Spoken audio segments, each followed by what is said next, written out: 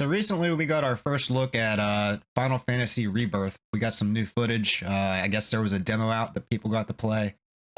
Here's a video. Let's check it out. Take it from here. Final Fantasy VII Remake always felt like a marvel to me, an unlikely game that I have a hard time fathoming that it actually exists. I loved Final Fantasy VII Remake, but it was very linear. There wasn't much exploration. To take one of the most well-known and beloved RPGs of all time and rebuild it into a modern package seemed an impossible task, yet Square Enix somehow managed to rise to the challenge. I mean, don't get me wrong, it was a really, really good game. Final Fantasy VII, one of my favorite games of all time. Like the OG is like top 5 games of, of all time. And the remake did a good job. It did a good job. I enjoyed it. Not gonna lie. Challenge. With Rebirth, the second entry in the planned trilogy of the FF7 Remake project, the task seems even more daunting.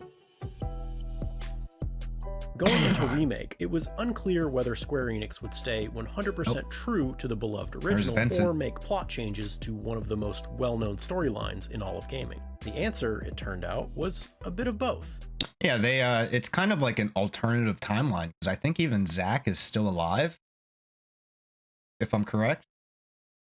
It's kind of like an alternative timeline, but the events kind of follow the same story narrative, just with some minor differences.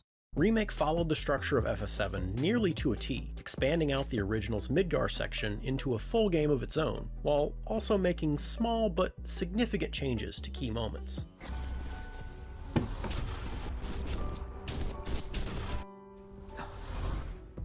And now, Rebirth has the unenviable task of picking up this new, almost but not quite. I'm very interested to see how the map is going to play out, and if they're going to keep going down this similar alternative like story with like the goals or whatever they're called. I can't remember. It's been so long since I played Remake. Same story as Cloud, Aerith, Tifa, Barret, and Red 13 emerged from Midgar on the heels of Sephiroth. I went hands-on with a short demo section of the PS5 exclusive. I'm sure this demo is going to be coming out for people on PS5 here shortly before the game comes out. You all get a chance to play it. Playing through a bit of the flashback sequence from 5 years previous, where Cloud and Sephiroth approached the Mount Nibble reactor, as well as a... See, I'm excited for that part. I want to play as Sephiroth. I want to see what he can do. I think that'll be really fun. It's going to be the one short part of the game where you'll actually get to play as Sephiroth. It's going to be fucking cool. Second section of the open area that the party explores before entering the military city of Junon. That city they're headed to, is that... Junon. Junon. Yep, there they are. Shinra territory. At its core, Rebirth's combat is nearly identical to the system used in Remake, combining active attacking and movement combat with issuing commands to your party members when their action meter is full. I did hear they got rid of the dodge materia, and now there's just an active roll button. You can just roll whenever you want to. There's no more dodge materia, so I think that's cool. I think that's a good quality of life thing.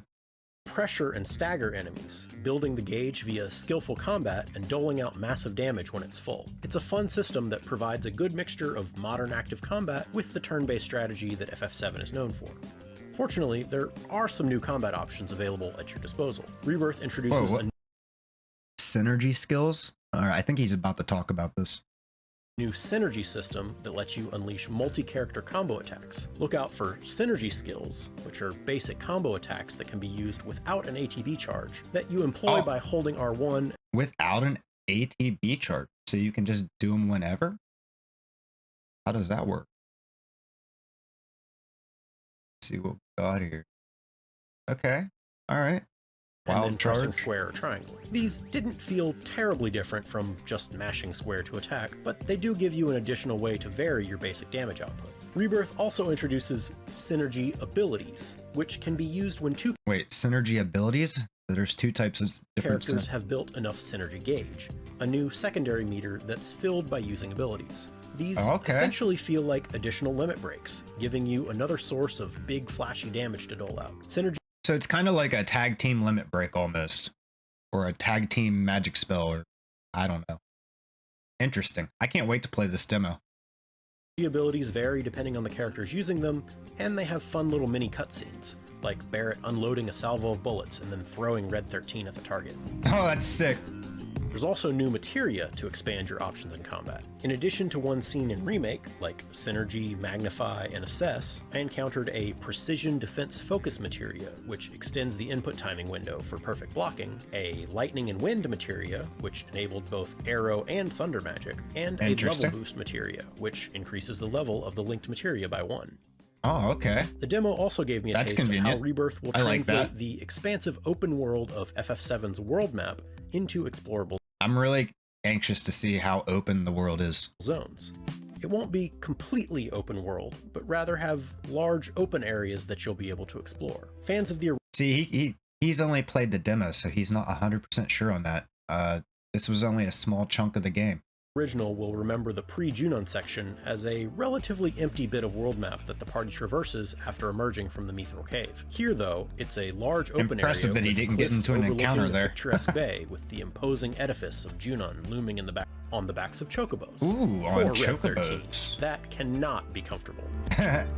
This section I played was fairly walled off at the edges, but it's unclear if these walls are actually hard separations from other zones, or if the world map actually is all connected, and you're just limited look at that.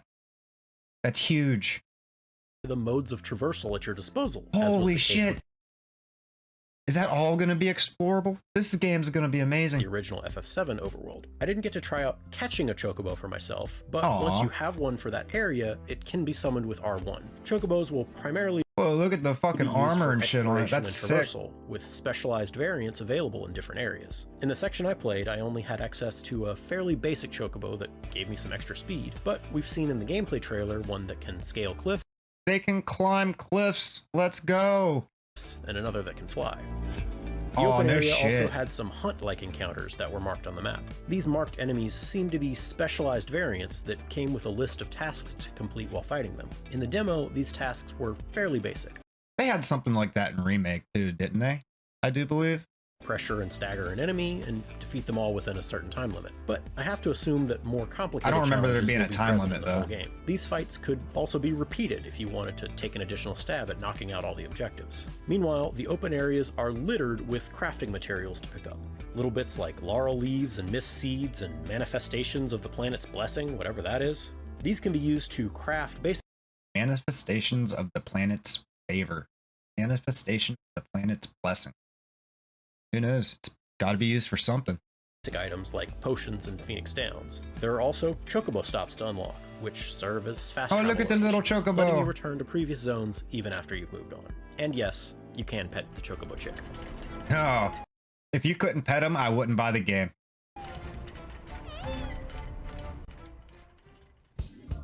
Story-wise, Rebirth again feels very familiar, and yet also different. This is due in part to the tremendous difference in scale and presentation. Here, like with Remake, areas that were previously sparse or bare are expanded out into lush zones to explore. But there are also...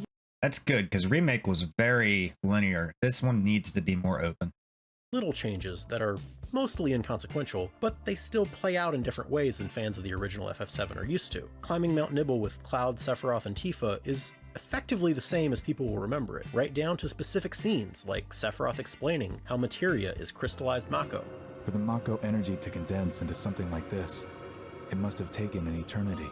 I've always wondered, how does materia let you cast spells exactly? How did you ever get to be a soldier? And then you'll run into something different, like Cloud's like, needing to use a big honkin' vacuum cleaner to hoover up some Mako fumes before you can use an elevator. What was that about? It is just goofy shit I don't care about. Just let me go in the elevator. Finally, there's the question of bigger changes. The end of Remake retcons a character death with fairly significant implications for FF7's story. Rebirth. Yeah, this is what I was talking about. Apparently Zack is not dead. Meanwhile, we'll cover through the end of the original game's first disc, which, well, I'm not going to say anything. The real question, though, is whether the story-changing whispers of fate will show up again. That remains to be seen. Oh, great! These assholes again! Probably some Shinra I imagine they'll be in this game, too. science experiment. Whispers. For more Red Final 13 Fantasy looks VII Rebirth badass. coverage, check out our interview with game director Naoki Hamaguchi, producer Yoshinori Kitase, and creative director Tetsuya Nomura. And for everything else, keep it right here on IGN. All right, guys, that was a good video. I'll put the link to the video down in the description. If you like the video, be sure to go and like and subscribe. It helps out my channel a lot. I'll be posting more content regularly, and I'll catch you guys on the next one. Peace out.